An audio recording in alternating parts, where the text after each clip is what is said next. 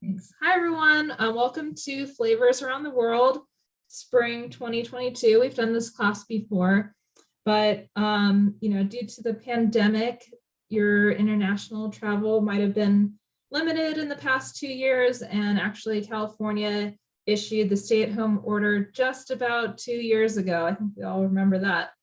But personally, I've been inspired by different cultures around the world and their bold use of flavors, things like herbs, spices, chilies, sauces, and more. So I want to show you how to incorporate some of those fun flavors into some specific recipes, but just how to kind of incorporate more of those flavors overall.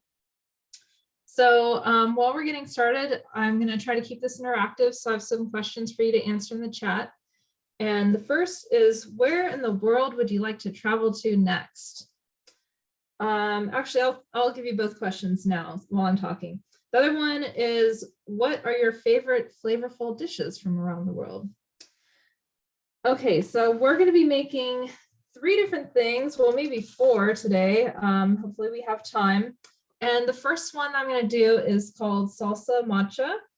And it is a salsa that originates from Veracruz, Mexico, and there are many variations across the region, but generally it's a little spicy, nutty, and tangy. So I'm going to show you how to do a recipe from a website. It's called Isabel Eats. So basically what we're going to do is we're going to fry up some chilies a little bit, also some garlic and onion. And we're going to add a couple of other ingredients and just blend it all together. So this salsa, it can be spicy. This particular recipe is not very spicy, but you can adjust it as needed. The spice is coming from the chile de árbol. So we're going to be using 6, and there's 6 of them. So if you want it to be milder, you could just use 2 or 4. And if you want to be spicier, you could use 8 to 10. So we're using these dried chilies, which you can get at a lot of different grocery stores, some Mexican supermarkets, but I've also seen them at Berkeley Bowl, and I checked online, they have them at Safeway and probably, other international markets. We're going to be using some apple cider vinegar. I actually made this recipe a couple weeks ago, so here's a jar of it that I made. Maybe you can see on my cameras. So you'll see it's kind of like a deep roasty color, really flavorful. I found the vinegar to be a little strong, so I'm going to try using just a little bit less, and then we're going to use water to kind of thin it out. All right, so what we're going to do is prepare the chilies because we want them to be ready, because we're just going to quickly fry them in a little bit of oil. We're going to save that oil. So each thing is getting fried for about a minute or less. So we want to make sure it's all ready to go before we start. So we're going to be using these Ancho Chilies, and I went to the store yesterday and they were out, and I just happen to have one left. So I'm going to have to substitute some other chilies for now, but these are generally pretty mild. And let me get a knife. So the Ancho Chilies are actually high in iron, and they're typically used in mole. But we're also going to be using these Guajillo chilies and then the chile de árbol. So we don't want any stems here, so we're going to be getting rid of the stems. And then since we're going to be frying everything and then blending it up, we want to just make everything into kind of smaller, more manageable pieces. So I'm just going to cut it down a little bit. And the recipe actually recommends saving the seeds, which I didn't do last time, so I'm going to do that this time. I'm just going to save the seeds here. These chilies are the Guajillo, and it calls for 5. And the ones that I bought were a little dusty, so I just washed some of the dust off before and kind of let them dry. So we are going to be frying this, so water and oil don't mix. So make sure things are dry before you put them in hot oil, or else it's going to splatter everywhere. So I'm just going to kind of cut these up into smaller pieces and remove the stems. And I'm just going to have everything ready to go in different bowls here. the stems off. So most chilies, are pretty nutritious, but typically we don't eat so much of them that we're really going to get a ton of those nutrients. But they still are, they're a vegetable. They're pretty healthy, and most of them are sources of vitamin C. And actually, the red peppers, as opposed to green ones, tend to have more antioxidants. So still a very nutritious food, but we tend to eat them in kind of smaller amounts. Okay, so let's see. So I am short on the Ancho Chilies, so I got some extra Guajillo here. And it calls for 6 Ancho. So I'll just do, I had 1, so I'm going to do 5 extra Guajillo. And again, just going to cut off the stems, smaller pieces. You can see that one kind of has a little bit of dirt left on it, so I'm just going to run that under cold water and wipe it off. Or maybe it's not dirt, maybe it's just kind of the way the pepper is, because it's not coming off, so I'm not going to worry about that.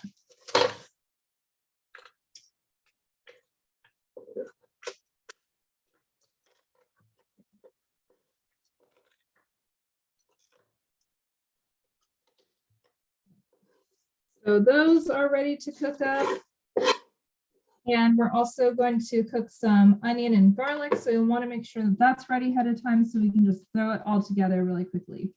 So it calls for half of a medium onion. I'm going to use a yellow onion. And this one's pretty small. Sorry, a quarter of a medium onion. This one is small.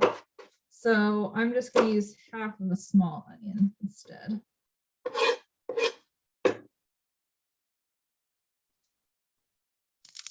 And we're just going to fry this up and then put it through the blender, so you don't have to be really particular about the way you cut it. Just kind of roughly chop it and set it aside. And then we're going to use some garlic. So we're going to use 3 cloves of garlic.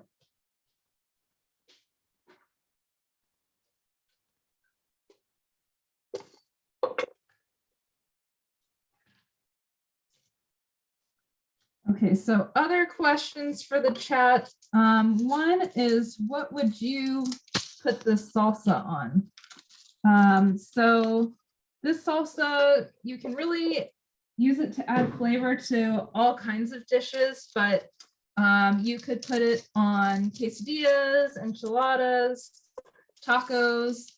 You can even put on toast or pizza or eggs, salad, noodle soups, potatoes. So this is one of the recipes I want to show you that, you can add flavor to all kinds of dishes. It's pretty versatile.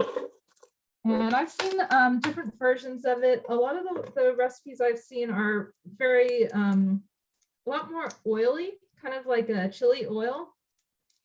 So that's another way that you can make it. But this recipe is kind of just thinned out more with water, and it's thicker than some of the other recipes that I've seen.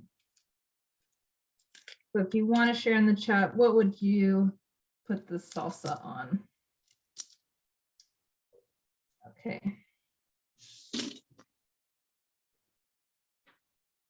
All right, let's see, the garlic, I'm just gonna kind of roughly chop it similar to the onion, but again, everything is going to get pureed in the blender.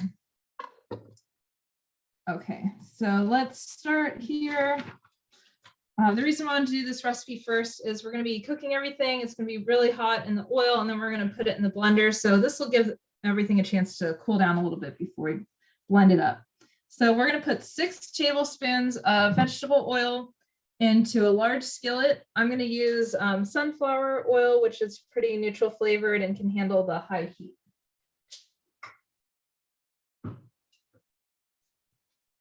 And in case you're wondering, you don't want to measure out 6 spoonfuls. A quarter cup is 4 tablespoons. So you could do a quarter cup plus 2 tablespoons if that's a little easier for you to measure.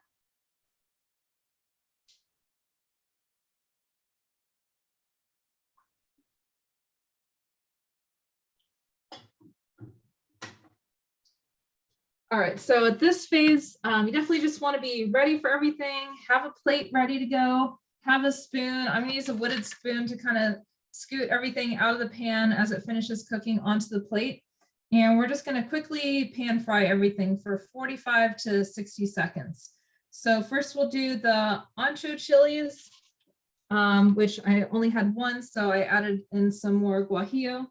So I'm going to do those for about a minute. Stirring them constantly. You want to make sure you're not burning anything until they're nice and toasty. And then we'll remove them to a plate, and then we'll do the Guajillo peppers and the arbol. We'll do those at the same time. And again, just doing it really quickly for less than a minute. And then we'll do the onions. I'm just going to do the onions and garlic all at once because I think my pan is big enough to fit everything. And then we'll just let it sit and cool. And then we'll work on everything else. I'm going to turn on the ventilation too.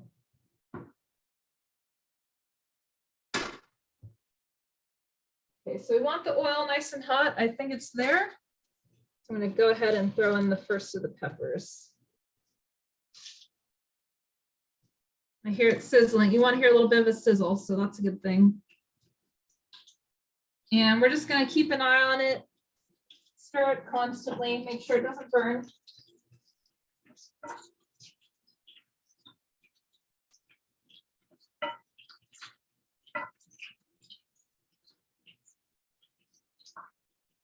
Okay, so you're not going to be able to see much from there, but I'll try to show you what it looks like as I finish each round of frying.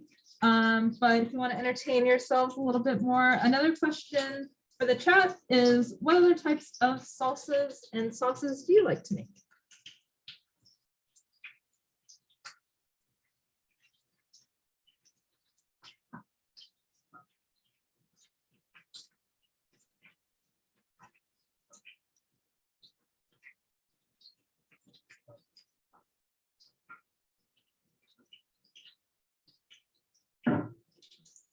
All right, make sure you turn down the heat so that it's not blasting the whole time, because it will just kind of splatter like crazy if your heat's too hot. So try to keep it around, medium high. And you're going to start to smell the chilies. You'll definitely smell them as they start cooking. So maybe you can see that on the overhead camera. These ones are already pretty dark. They might look burnt on the camera because the lighting's not great, but they've just darkened a little bit from how they were before I put them in. So now I'm going to use the spoon to slide them onto a plate, keeping the oil in the pan.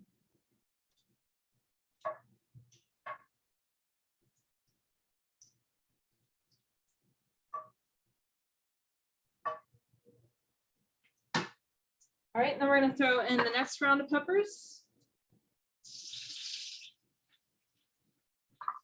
I'm going to do both the Guajillo and the arbol.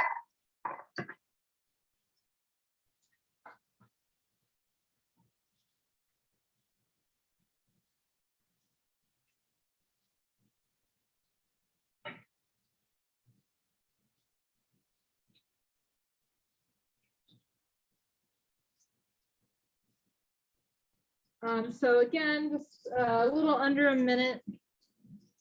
Let's see, somebody says tomatillo salsa is yummy and easy to make. Nice. Yeah, somebody seconds that. You can roast the, oops, I can't see much of the chat. 1 second here. Roast the tomatillos to make salsa, or even use a sauce for enchiladas. We have a sweet mango salsa. All sounds good.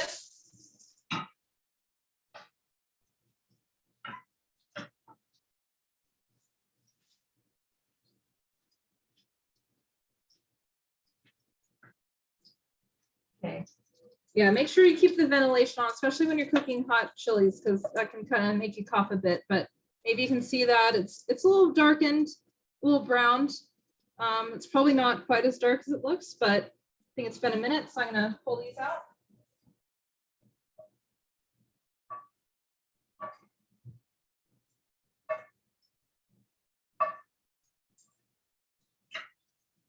And you'll see the oil is kind of darkening and turning red. So everything else in the garlic and the onions. Just cook that for a minute.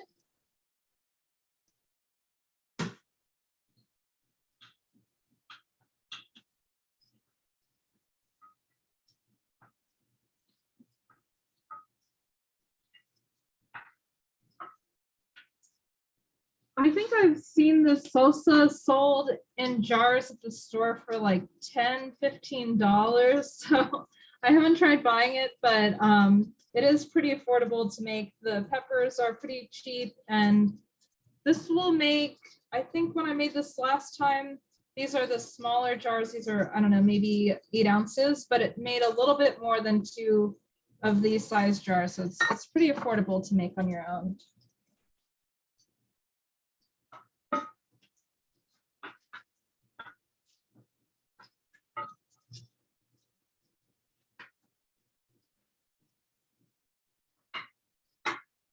Okay, I'm going to turn off the heat so the garlic and onions don't burn, but they could cook for a little bit more. So what we're going to do is pull everything out of the oil, but we're also going to save the oil and add that back to the salsa when we're ready to make it. So we will come back to that at the end. But the next thing I want to make is the pita chips and hummus. Let me just pull out the onions real quick.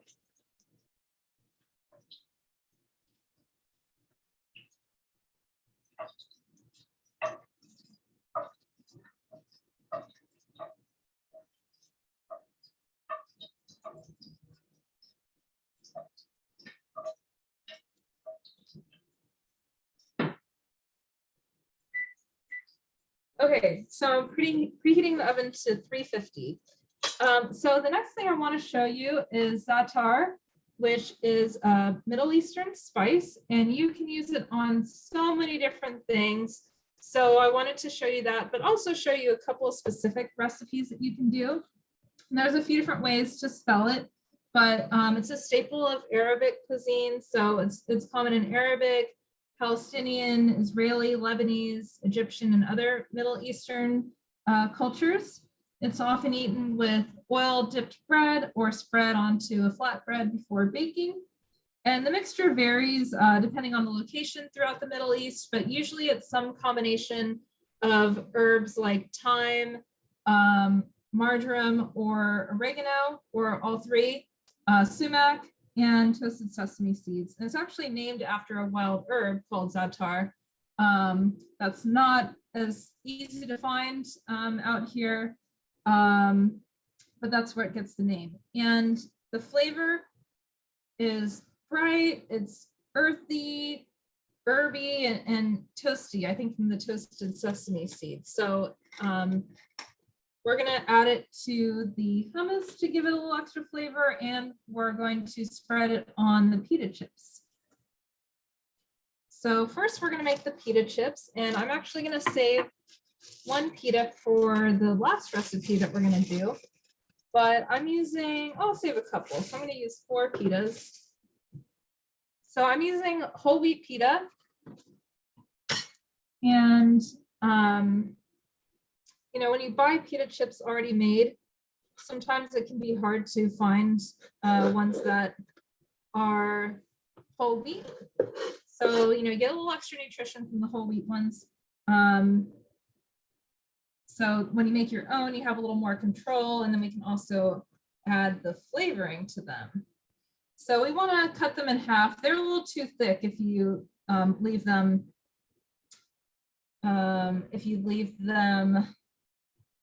with both halves. I've tried that before, and I definitely prefer cutting them in half. So I'm just going to cut each of these in half, and then we'll cut each circle into 3 or 4 triangles, and we'll use those to make the chips.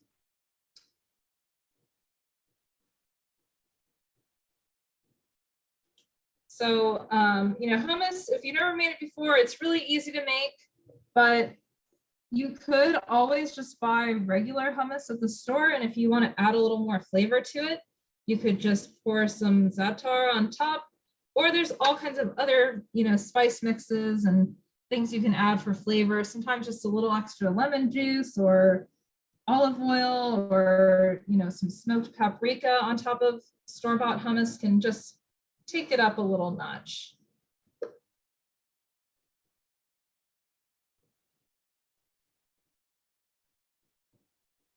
Okay, so question for you in the chat is, how else would you use Zatar? And I'll share some ideas, but it can be used really as a general seasoning for many things, for hummus and bread like we're doing now. You can put it on roasted vegetables. You could put it on salad, eggs, chicken, popcorn, and more really. So just a fun way to add some more flavor.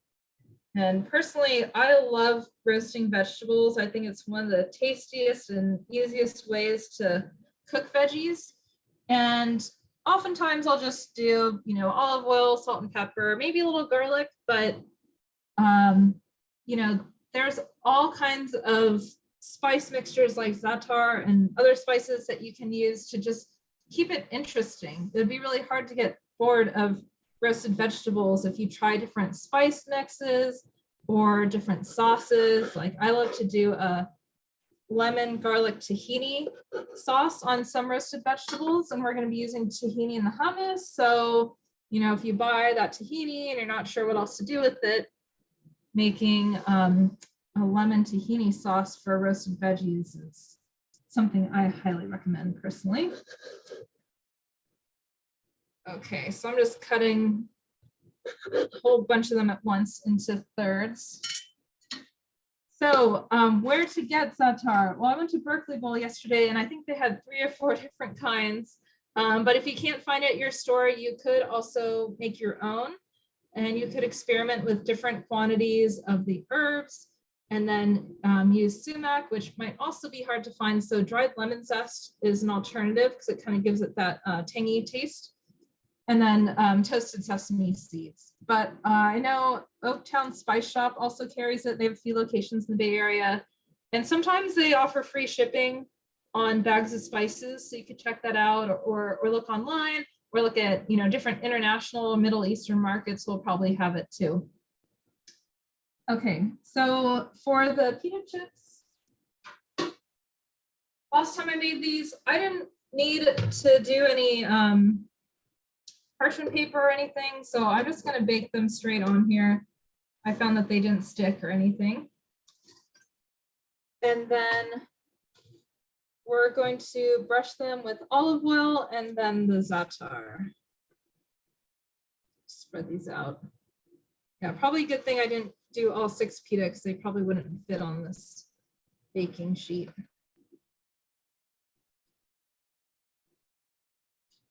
Okay.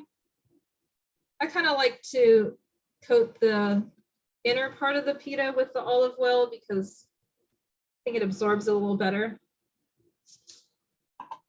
So what I'm going to do is just pour some olive oil into a little custard cup and brush it on.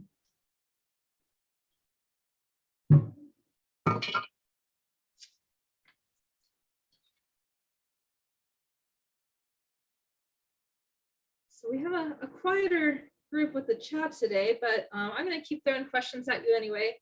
So my next question is, what other kinds of herb or spice blends do you like to use and just throw on things to add some extra flavor? Don't be shy.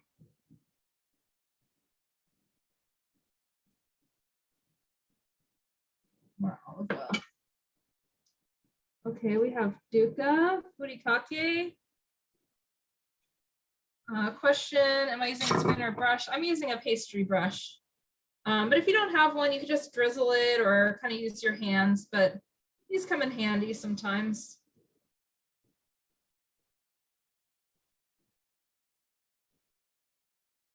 Let's see, garam masala. Penzies has a spice blend called Mural of Flavor. That sounds interesting. Yeah, so if you have any spice shops around you or just at the grocery store, sometimes it's fun to take a look at the different mixtures they have and just try them out and experiment with it. Okay. So I have my Zatar and the recipe. This one, I actually got the recipe from Oaktown Spice Shop itself. So they say to use about a tablespoon, but I'm gonna just kind of eyeball it. I don't know if you can see the overhead camera. You can see the green herbs, the thing that's kind of a reddish purple. This is sumac, and then we've got the sesame seeds in there. Sprinkle this on all over. And you can go heavy with it. I don't think there's typically salt in the mixture, so I'm not worried about it being too salty. It's just all good stuff, herbs and sesame seeds and flavor. So I'm going to be really generous with it. Okay.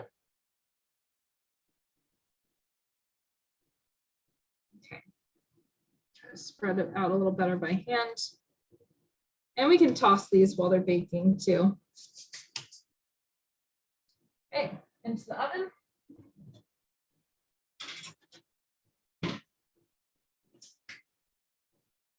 For 25 minutes. So it might not quite be done by the time this class ends, but I'll show you what we have. Okay, so I'm going to come back and make the hummus. We're going to jump around a little bit here, but I want to show you, or at least get started on our last recipe, which is called Full Madamas. This is a recipe from a website called The Mediterranean Dish, and it is a unique breakfast option. You can save the leftovers, but you can also eat it for lunch or dinner. And in the last couple of months, I've had it for breakfast at some point pretty much every week. It's just so easy, and I think it's so good and tasty and filling and nutritious. So this recipe is very common in Egypt, but there are a lot of different versions of it throughout the Middle East and North Africa as well. And I wanted to show you this because most of us can afford to eat more beans. The recommendation is 1.5 cups a week for most people, but less than 20% of people over age 1 actually eat that much. So most people aren't eating very many beans, but they're full of protein, fiber, minerals, including iron, which is great, especially if you follow more of a plant-forward diet. Beans are also really inexpensive and they're shelf-stable. You know, if you buy canned or dried, or if you buy them dried, you can cook up a big batch and freeze the leftovers so you have them available, and that makes them even more affordable. And in this recipe, we're going to be using fava beans, which are a little harder to find, but they have a delicate, buttery, and nutty taste. So I also found these at Berkeley Bowl, but you could look at other, like Middle Eastern markets or international markets. And if you can't find them, you could try pinto beans. It won't have the same exact flavor, but until you can find fava beans, it's a good alternative. So, you can use these fava beans in falafel, soups, stews. You can also get them fresh for a brief amount of time at the farmer's market in the springtime. And those can be sauteed, roasted, and steamed. We're actually growing fava beans in our staff garden as a way to put nitrogen back in the soil. So we're not sure if we're going to get a lot of beans, although the other day I saw that they were blooming. So we might be getting some fresh fava beans. But anyway, they're also just good for the soil. So first, we're going to drain the fava beans. We're going to rinse and drain them. And so many things I want to tell you. Let me make sure I remember. So yeah, this recipe is a great breakfast. It might sound kind of funny if you're used to eating, things like oatmeal for breakfast or toast, things that are sweeter, not so vegetable-y. But I think it's great to have beans and vegetables for breakfast. It's really filling and nutritious and gets you kind of a jump start on getting your veggies in throughout the day. And personally, I think there's nothing like a nice, hearty, savory breakfast to get you going. Excuse me. Okay, so rinsing them, you know, some recipes don't say to rinse them, but some of the sugars that give us gas are kind of concentrated in the liquid, so I like to just get rid of it.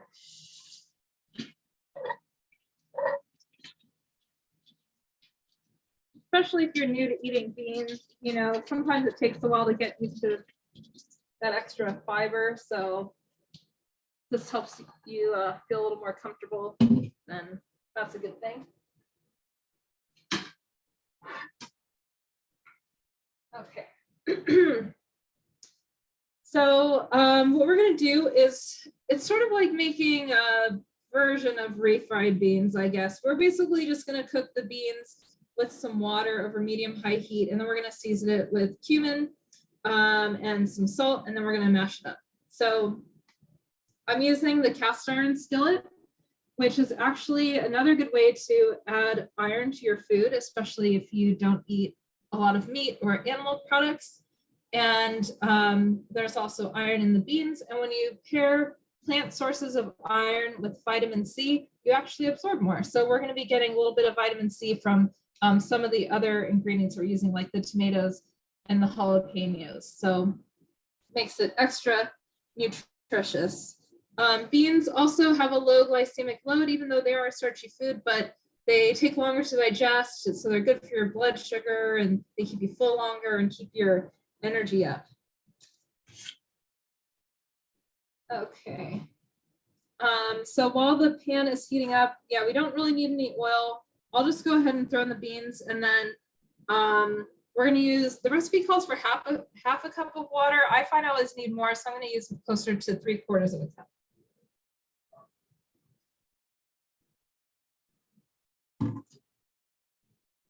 Let's see.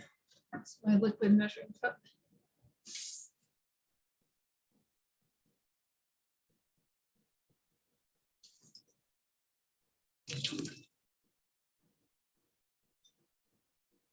Okay, so that's going to help everything break down, and then we'll mash it all up. Okay, I'll add the seasonings in a second, but so this recipe, Full Madamas, it has a lot of different spellings and different variations as well. So for example, in Syria, they typically add tahini and a red pepper paste.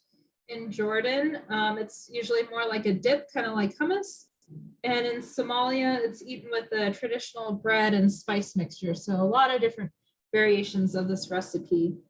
And sometimes it's served with sliced hard-boiled egg, onion, diced tomato, parsley, lemon wedges, and pita. So I'll try to show you how to put it all together at the end. So while we're waiting for the beans to cook and heat up, another question for the chat is, do you like to cook any other international bean or legume recipes? So it could be lentils, could be beans or peas. Let me know what you like to make. And somebody says Trader Joe's has some good blends. Oh, going back to the spices. Yeah, so even Trader Joe's, I think a lot of their spice mixtures are $2 or $3. So good place to go to try some different things. So again, any recipes that you like to cook, ideally international, since we're talking about international flavors here, that use beans or legumes.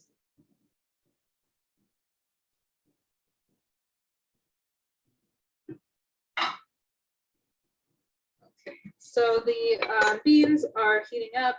You can see the steam coming off, so I'm going to add the flavoring. We're going to add 1/2 to 1 teaspoon of cumin. I like everything flavorful. I'm going to go the full teaspoon.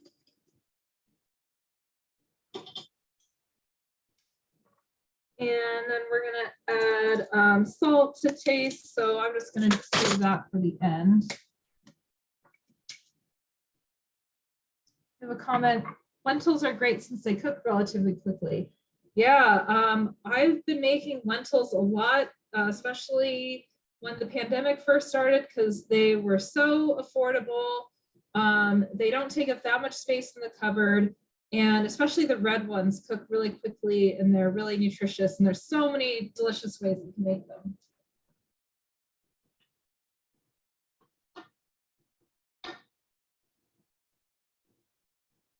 Okay, so as your pan heats up, you can just use the back of a wooden spoon, or you can use a masher or a fork, but just start mashing up the beans. We want to break them down. And since these ones are canned, it's not going to take long for them to soften.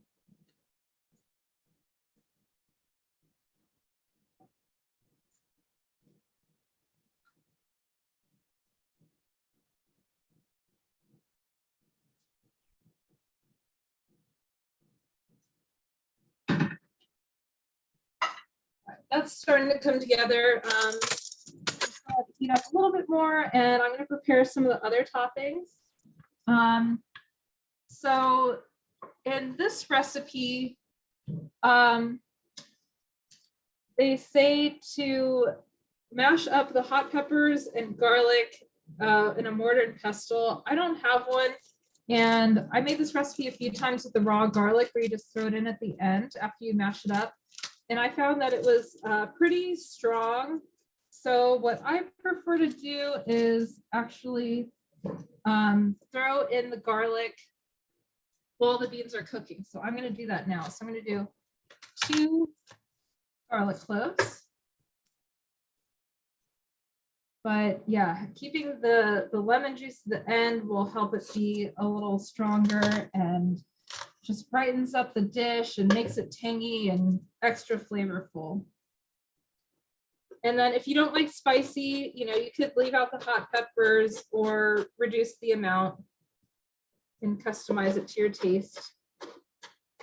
Okay, so I'm not going to mince this up really, really fine because I'm just going to be kind of mashing it up along with the fava beans. I'm going to just throw it in like that, kind of a rough chop. So keep an eye on it because the water might evaporate quickly, so you might need to add a little bit more. You kind of want this like the consistency of refried beans, maybe a little bit chunkier and thicker, but just make sure you don't run out of water. I'm going to need a little more water.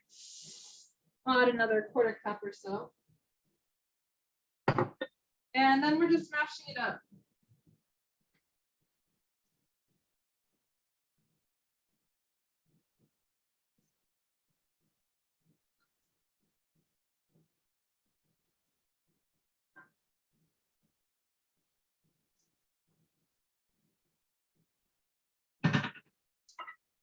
So, the beans are already cooked. The garlic could be added raw, so you don't really have to cook this that long, just really until it reaches the consistency that you like. So I'm going to prepare everything else. So I'm going to use a jalapeno to add some spice, and I'll just kind of throw this on top at the end. I like it spicy, so I'm not going to take the seeds out, but also if you want to reduce the spice, you could remove the seeds. I'll make it less spicy. Just run this over, chop it up a little bit finer.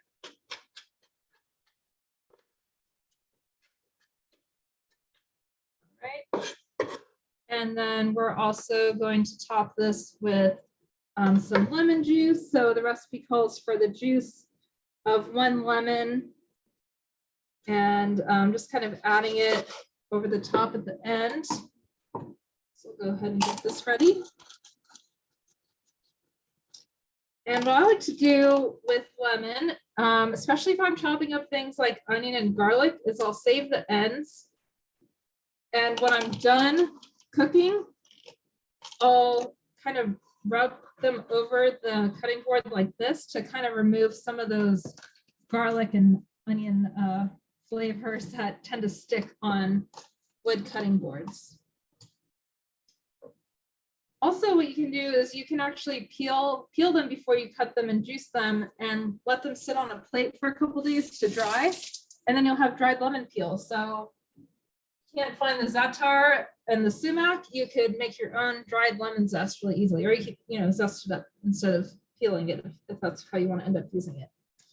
All right, and then this is typically served with some tomato. So I like to just kind of roughly chop it up so you get a little bit in each bite.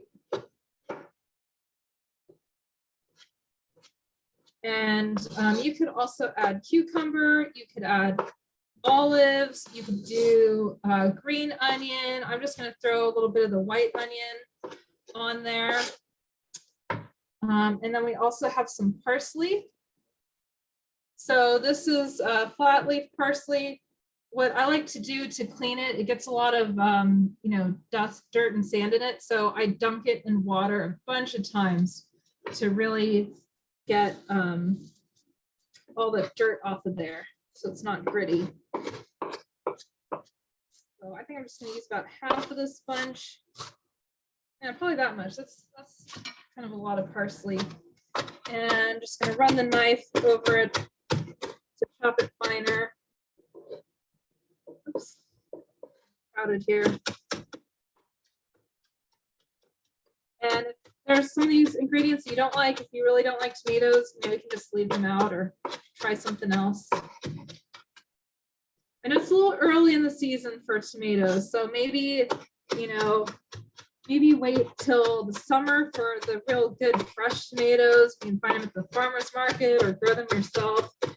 They'll taste way better than ones that are store-bought and shipped from far away. So that's pretty finely chopped. And I'm going to go give the beans another mash.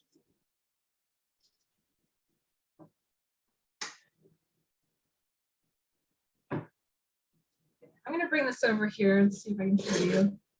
This cast iron skillet's hot, so it's almost like keeping it on the stove a little longer because it retains the heat. So hopefully you can kind of see that, how it's mashing up. I'm going to leave it a little chunky. You can leave it as chunky as you'd like. And that's looking pretty good. See, you don't really even need a masher. You can just use a wooden spoon to accomplish it. And I think this is a little thick, so I'm just going to stir in a little bit more water.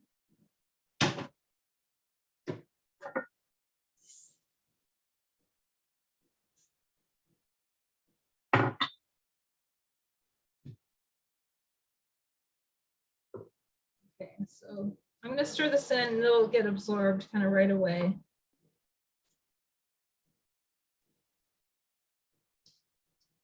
Mash it up a little bit more. And that's pretty much all the cooking we're doing for this recipe. So you can see it's really easy. I like to make this in the evening and then have leftovers for breakfast for a few days. Just reheat the beans and then throw the other toppings on top.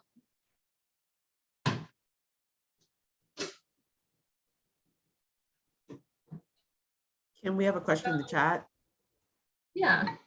What kind of tomatoes do you use? I think you can use whatever kind you want, but I usually use something like a beef steak or a rounder tomato. I forget what these ones are called. I think in the store they're just called tomatoes on the vine. But I've used all kinds of different tomatoes, but I like one where you can kind of chop it up as opposed to like a cherry tomato where you can't really cut it up. It's already pretty small. So that you get a little less of the skin, a little bit juicier of a tomato. Okay.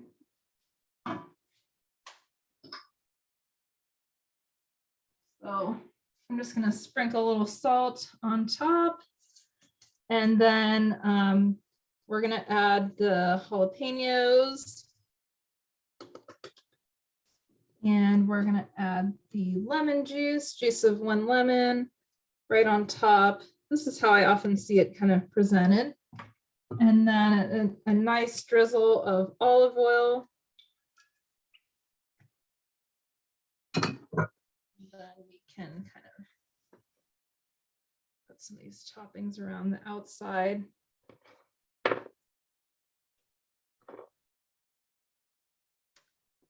Sometimes I do white onion too, but just in the interest of time, we'll just kind of keep it simple.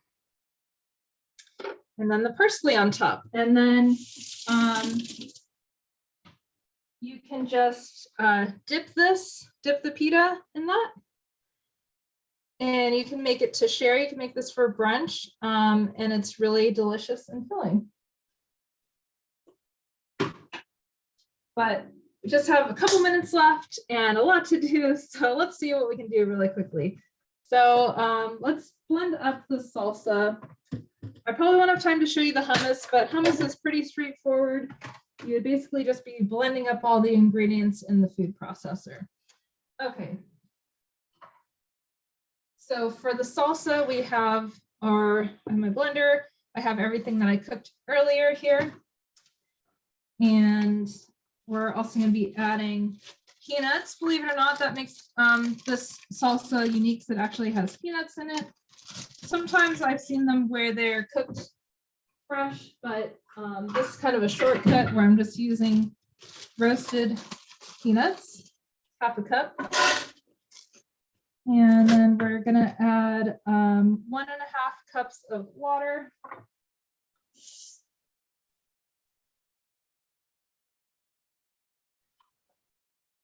That's gonna help thin it out. Add some apple cider vinegar. The recipe calls for half a cup, which I personally found to be a little strong. So I'm gonna do about half of that for now, because I can always add more later. So 1/4 cup. And then you can add the salt and pepper to taste, but then we're just gonna add all of the garlic, onions, and chilies that we fried up. Now they're nice and cool, a little easier to handle. And you might have some oil that accumulated, so you can add that in. And then also just add any oil that you had left over from the pan, which for me is not a whole lot.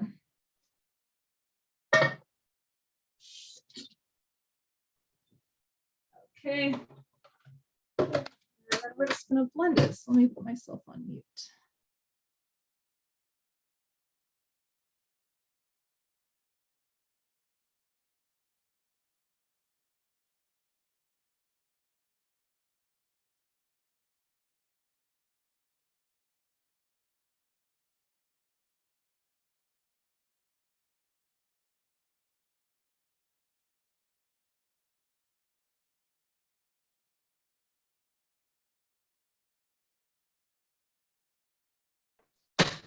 That's pretty much all the time we have, but let me show you how this salsa looks.